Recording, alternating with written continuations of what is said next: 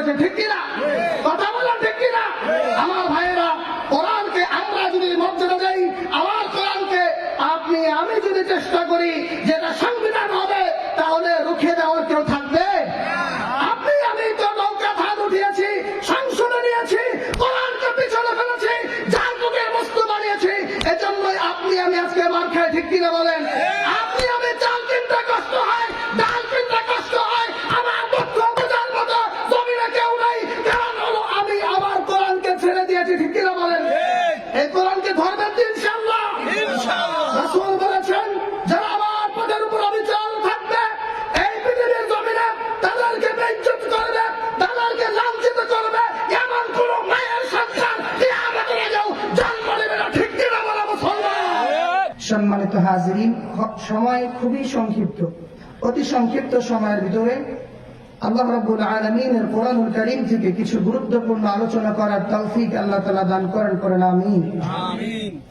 সম্মানিত হাজিরিন, আল্লাহ সুবহানাহু ওয়া তাআলা কোরআনুল কারীমে, সম্পূর্ণ কোরআনে আমাদের জন্য জীবনের চলার পথে যে গাইডলাইন আল্লাহ তাআলা দান করেছেন, তো কোরআনুল কারীম থেকে একটি আয়াতে কারিমা তেলাওয়াত করেছে। আল্লাহ সুবহানাহু ওয়া তাআলা বলছেন, ইন্নাল্লাহা আশতারা মিনাল মুমিনিনা আনফুসাহুম ওয়া আমওয়ালাহুম বিআন্না লাহুমুল জান্নাহ। জোরে বলেন আল্লাহু আকবার। আর একটু আওয়াজ করে বলেন আল্লাহু আকবার। আল্লাহ সুবহানাহু ওয়া তাআলা বলছেন, নিঃসন্দেহে আমি আল্লাহ রাব্বুল আমিন মুমিনদের কাছ থেকে, বিশ্বাসীদের কাছ থেকে তাদের জান এবং মালকে ক্রয় করে নিয়েছি জান্নাতের বিনিময়ে। সুবহানাল্লাহ। সে জান্নাত আমাদের প্রয়োজন আছে না নাই? আর একটু জোরে আওয়াজ করে বলেন, আছে না নাই? জান্নাতের পথে চলার জন্য আমরা রাজি আছি তো ইনশাআল্লাহ? আমার ভাইয়েরা, মহান আল্লাহ রাব্বুল আমিন কোরআনুল কারীমে তামাম মুসলিম বিশ্ব জাহানের উম্মতদেরকে ডাক দিয়ে বলছেন, আলিফ লাম রা কিতাবুন আনজালনাহু ইলাইকা লিতুখরিজান নাস মিনাজ যুলুমাতি ইলান নূর। আল্লাহু আকবার। আল্লাহ রাব্বুল আমিন বলেন, আমি আমার রাসূল মুহাম্মদুর রাসূলুল্লাহ সাল্লাল্লাহু আলাইহি ওয়াসাল্লামের কাছে এমন একটা কিতাব প্রেরণ করেছি, কিতাবুন আনজালনাহু ইলাইকা, যে কিতাবটা আপনার কাছে আমি প্রেরণ করলাম, সে কিতাব নাজিল করার সর্বপ্রথম কারণ হলো লিতুখরিজান নাস মিনাজ যুলুমাতি ইলান নূর। আল্লাহু আকবার। আল্লাহ তাআলা বলছেন, আমি তাদেরকে অন্ধকারের পথ থেকে আলোর পথে নিয়ে আসার জন্য কোরআন নাজিল করেছি। বলেন সুবহানাল্লাহ। আপনারা জানেন, আইয়ামে জাহিলিয়াতের যুগে আমার রাসূলকে প্রেরণ করা হয়েছে, ঠিক কিনা? যেই জমানার ভিতরে মানুষ তার কন্যা সন্তানকে পৃথিবীর জমিনে জিন্দা দাফন করে ফেলতো, এরকম একটা জাহান্নামী যুগে আল্লাহর রাসূলকে প্রেরণ করা হয়েছে। আমার ভাইয়েরা, দুঃখ এবং আফসোসের সঙ্গে বলতে হয়, আজকে আলেম উলামাদেরকে, ওয়ারাসাতুল আম্বিয়াদেরকে নারীর অধিকারের ব্যাপারে শিক্ষা দেওয়া হয়, তাদেরকে বলা হয় ইসলাম নাকি নারীর অধিকার প্রতিষ্ঠা করে নাই। আপনারা তথ্য নিয়ে দেখবেন, এই পৃথিবীর জমিনে যখন নারীর অধিকার বলতে কিছুই ছিল না, নারীকে জিন্দা দাফন করা হতো, আমার নবী খাতামুল আম্বিয়া নারীদেরকে রক্ষা করেছে, ঠিক কিনা বলে? সেই জমিনের ভিতরে নারীদের অধিকার যদি দিয়ে থাকে, শান্তি সাম্য এই পৃথিবীর জমিনে যদি কেউ বাস্তবায়ন করে থাকে, রাহমাতুল লিল আলামিন মুহাম্মদুর রাসূলুল্লাহ, ঠিক কিনা বলে? সেই আদর্শ বাস্তবায়নের দরকার আছে না নাই? এজন্য আল্লাহ তাআলা বলছেন, লিতুখরিজান নাস মিনাজ যুলুমাতি ইলান নূর, আমি তাদেরকে অন্ধকারের পথ থেকে। অন্ধকার কি? অন্ধকার হচ্ছে মদ, অন্ধকার হচ্ছে গাঁজা, অন্ধকার হচ্ছে নেশা, অন্ধকার হচ্ছে বেয়াদবি, উচ্ছৃঙ্খলতা, ঠিক কিনা বলেন? যে পথে জান্নাতের আলো নাই, যে পথে শুধু জাহান্নাম, সেই পথই হচ্ছে অন্ধকারের পথ। যে পথে আল্লাহ এবং তার রাসূলের পথ এবং করাই, যে পথে আল্লাহ এবং তার রাসূলের চলা নিষেধ, সেটাই হচ্ছে অন্ধকারের পথ, ঠিক কিনা? আমার ভাইয়েরা, সে পথ থেকে বের করার জন্য আল্লাহ সুবহানাহু ওয়া তাআলা কোরআনুল কারীম নাযিল করেছেন, বলেন সুবহানাল্লাহ। এবার আসুন, আল্লাহ তাআলা বলছেন আমাদের কাছ থেকে তিনি ক্রয় করে নিয়েছেন আমাদের জান এবং মালকে জান্নাতের বিনিময়। কিসের বিনিময়? কথা বলেন, কিসের বিনিময়? জান্নাতের বিনিময়। ইন্নাল্লাহা আশতারা মিনাল মুমিনিনা আনফুসাহুম ওয়া আমওয়ালাহুম বিআন্না লাহুমুল জান্নাহ। আল্লাহু আকবার। আমার আল্লাহ তাআলা বলেন, হে পৃথিবীর ইমানদার বান্দারা, আমি তোমাদের কাছ থেকে তোমাদের জান এবং মালকে খরিদ করে নিয়েছি জান্নাতের বিনিময়ে। এই জান্নাতটা আল্লাহ রাব্বুল আলামিন প্রত্যেকটা মুসলমান ইমানদারের জন্য জান্নাত অত্যন্ত প্রয়োজনীয়, ঠিক কিনা বলেন? আর এই জমিনের ভিতরে যা সবচেয়ে বেশি কঠিন এবং প্রয়োজনীয়, আল্লাহ তাআলা ইমানদারদের জন্য সবকিছু সহজ করে দিয়েছেন, সুবহানাল্লাহ। এই জমিনের ভিতরে সবচাইতে অত্যন্ত গুরুত্বপূর্ণ আমাদের জীবন বাঁচার জন্য সম্পদের নাম হলো পানি, ঠিক কিনা বলেন? সে পানিকে আল্লাহ সহজ করেছেন কি করেন নাই? আমাদের জন্য অক্সিজেন সবচাইতে প্রয়োজনীয়, তিনি সহজ করেছেন কি করেন নাই?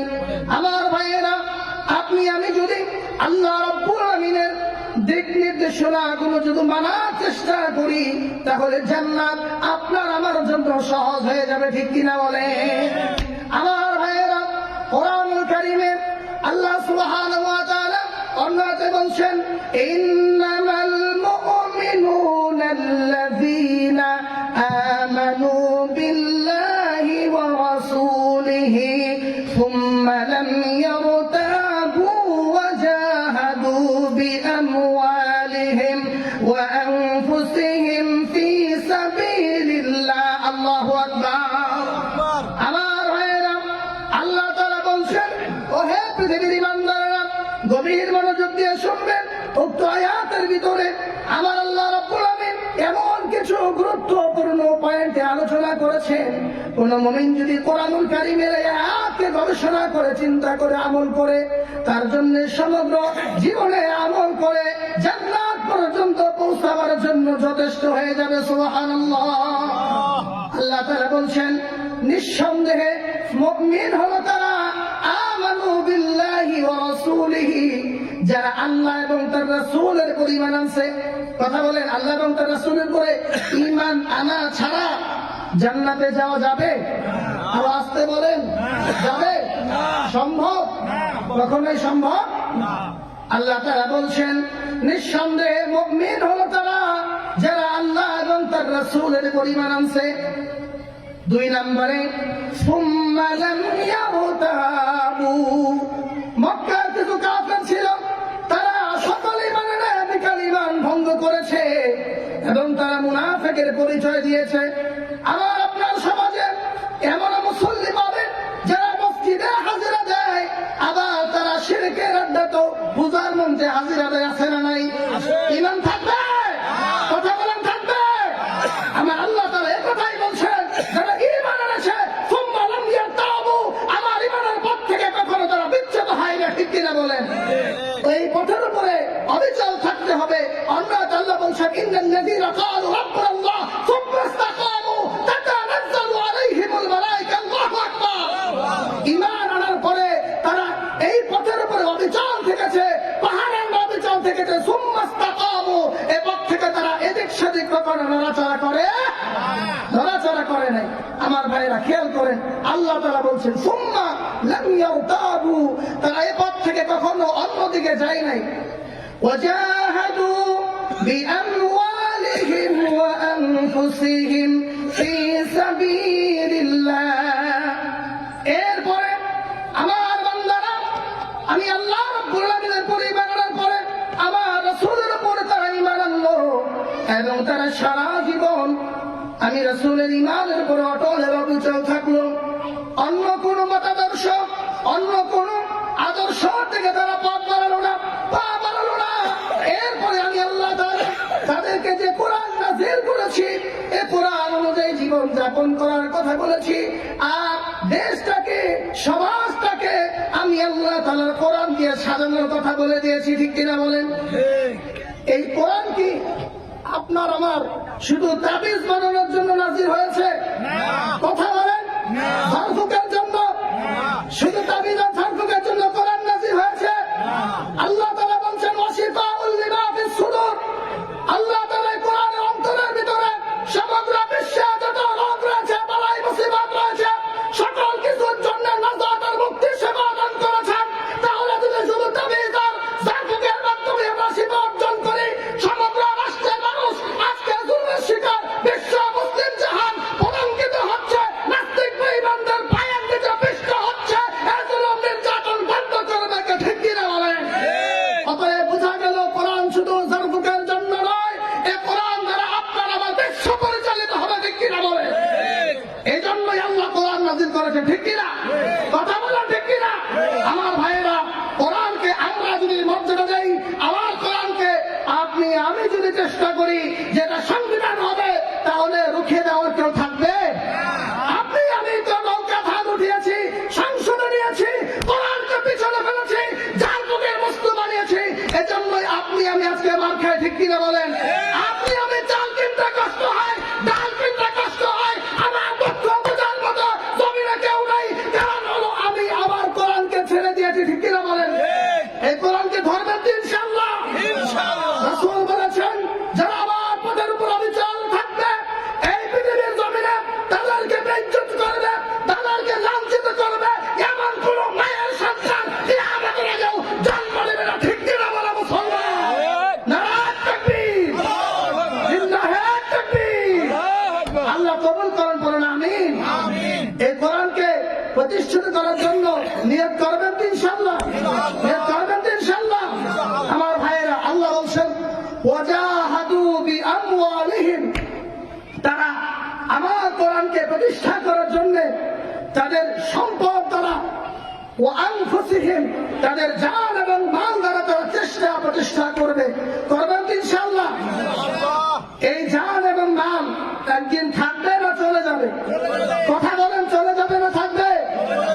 তাহলে কোরআনকে যদি প্রতিষ্ঠা করে মানুষের নাজাতের ফয়সালার জন্য কাজ করে যেতে পারি, ইসলামী আন্দোলনের দুর্ভাগ্যকে আমরা যদি উদ্ধার করতে পারি, এই পৃথিবীর জমিনে আবার শান্তির একটা সমাজ প্রতিষ্ঠা হবে, যে সমাজ মদিনাতুল মুনাওয়ারায় আপনার আমার নবী মেরে আকা মুহাম্মদ সাল্লাল্লাহু আলাইহি ওয়াসাল্লাম প্রতিষ্ঠা করেছেন, ঠিক কিনা বলেন?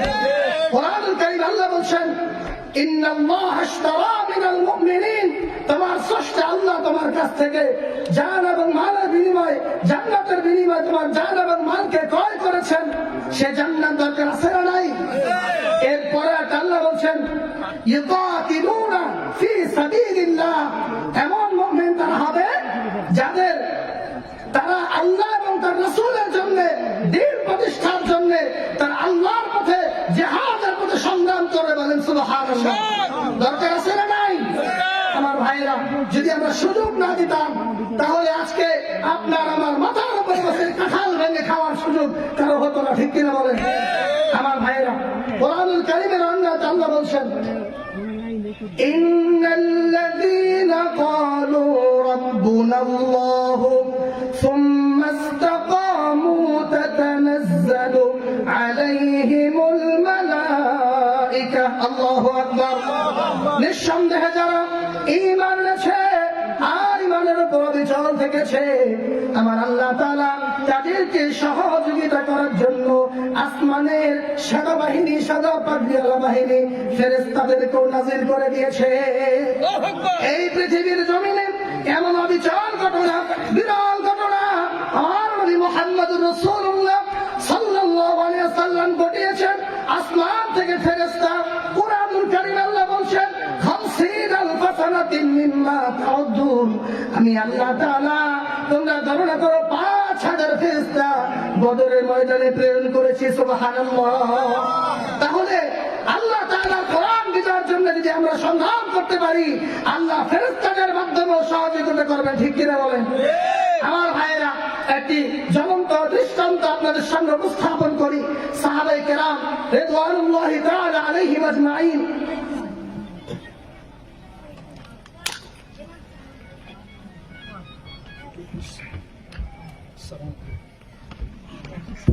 সম্মানিত হাজিরিন, আলোচনা শেষের দিকে গভীর মনোযোগ দিবেন। আল্লাহ নবীর সাহাবী হযরত আব্দুল উজ্জা রাদিয়াল্লাহু তাআলা আনহু কোরআনুল কারীমে যে আয়াত আমি তেলাওয়াত করেছি, আমার ভাইয়েরা,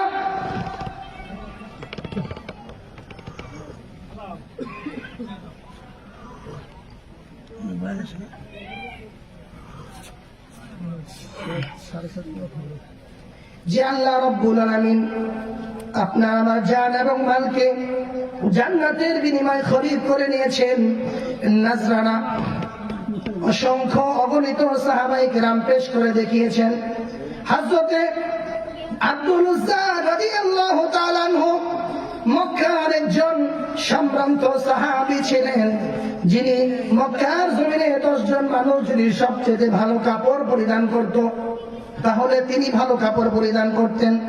সবচেয়ে দামি পারফিউম যদি কেউ ব্যবহার করতেন, তার ভিতরে আব্দুল উজ্জা রাদিয়াল্লাহু এমন একজন ছিলেন যিনি সবচেয়ে ভালো পারফিউম ব্যবহার করতেন। কিন্তু দ্বীন আর ইসলামের জন্য হযরত আব্দুল উজ্জা রাদিয়াল্লাহু তাআলা যখন, ঘটনা সংক্ষিপ্ত বলছি, কালিমা যখন তিনি গ্রহণ করলেন, তার চাচা ছিল কাফের, কালিমা গ্রহণ করতে পারে নাই। আর তিনি যে কালিমা গ্রহণ করেছেন এটা সহ্য করতে পারে নাই। যখন জেনে গেল আব্দুল উজ্জার কালিমা গ্রহণ করেছে, ইসলামের পদতলে চলে এসেছে, তখন তাকে ঘর থেকে বের করে দিল। আব্দুল উজ্জাকে বলল, তুমি যদি আমার সহায় সম্পত্তি সবকিছু তুমি নিতে চাও, তুমি যদি সম্পত্তি পেতে চাও, তাহলে কালিমা ছেড়ে দিতে হবে। তুমি কালিমা ছাড়বা নাকি ইসলাম ছাড়বা নাকি সম্পত্তি ছাড়বা, চিন্তা করে দেখো। আমার ভাইয়েরা, তিনি বললেন, তাম পৃথিবীর জমিনের সকল সম্পত্তির বিনিময়ে কালিমা ছাড়া যাবে না। ঠিক কিনা বলেন? কালিমা ছাড়া যাবে না। হযরত আব্দুল উজ্জা রাদিয়াল্লাহু তাআলা আনহু কালিমা না ছেড়ে তার সকল সম্পত্তি থেকে বিতাড়িত হলেন, এমনকি তার শরীরের কাপড়গুলো ছিনিয়ে নেওয়া হলো। মায়ের কাছে গিয়ে এক টুকরা কাপড় নিয়ে মুহাম্মদ আরবি সাল্লাল্লাহু আলাইহি ওয়াসাল্লামের কাছে চলে আসলেন। মুহাম্মদ আরবি সাল্লাল্লাহু আলাইহি ওয়াসাল্লাম শীতের কনকনে দিনে তাকে কাপড়বিহীন অবস্থায় দেখে চোখ থেকে পানি ছেড়ে দিলেন। 2 টুকরা চাদর দিয়ে মুহাম্মদ সাল্লাল্লাহু আলাইহি ওয়াসাল্লাম তাকে আসহাবে সুফফাদের সঙ্গে থাকার অনুমতি দিলেন এবং জিজ্ঞাসা করলেন, তুমি কি চাও? তুমি যে আমার জন্য, আল্লাহর জন্য, রাসূলের জন্য, ইসলামের জন্য সব ত্যাগ করে চলে আসছো, তুমি কি চাও? তুমি আমার কাছে বলো। হযরত আব্দুল উজ্জা বলে, ইয়া রাসূলুল্লাহ, ইয়া হাবিবাল্লাহ, আমি ইসলামের জন্য সবকিছু ছেড়ে এসেছি। আমি এই জমিনের কোনো কিছু চাই না, আমি একমাত্র শাহাদাতের মৃত্যু চাই। সুবহানাল্লাহ বলেন। আমার ভাইরা, হযরত আব্দুল উজ্জা তাম পৃথিবীর জমিনের সকল সম্পত্তির বিনিময়ে, জানকে কুরবান করার বিনিময়ে ইসলামের বিজয় চেয়েছেন, শাহাদাতের মৃত্যু চেয়েছেন।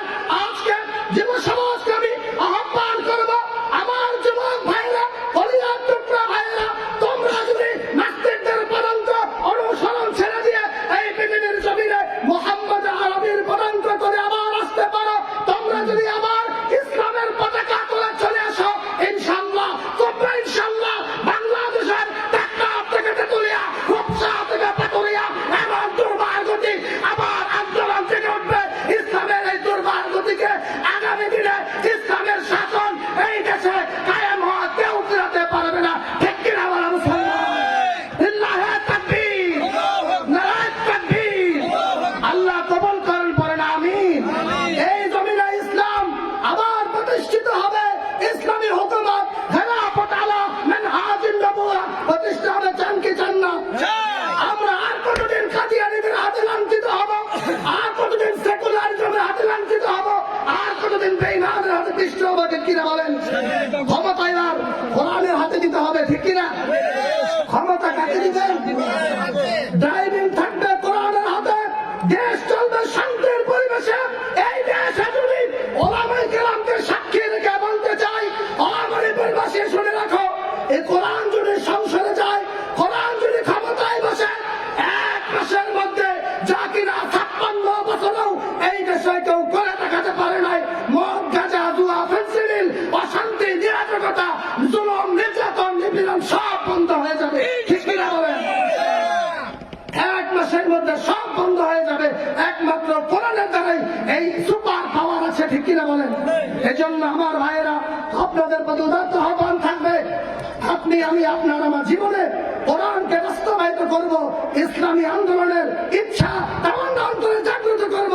ইনশাআল্লাহ আগামী দিনে এই দেশে ইসলাম প্রতিষ্ঠা হবে, এই আশা ব্যক্ত করে আপনাদের সামনে সংক্ষিপ্ত আলোচনা শেষ করছি। ওয়ামা তাওফীক ইল্লা বিল্লাহ ওয়া আখির দাওয়ানা আনিল হামদুলিল্লাহি রাব্বিল আলামিন ওয়াসসালামু আলাইকুম ওয়া রাহমাতুল্লাহি ওয়া বারাকাতুহু।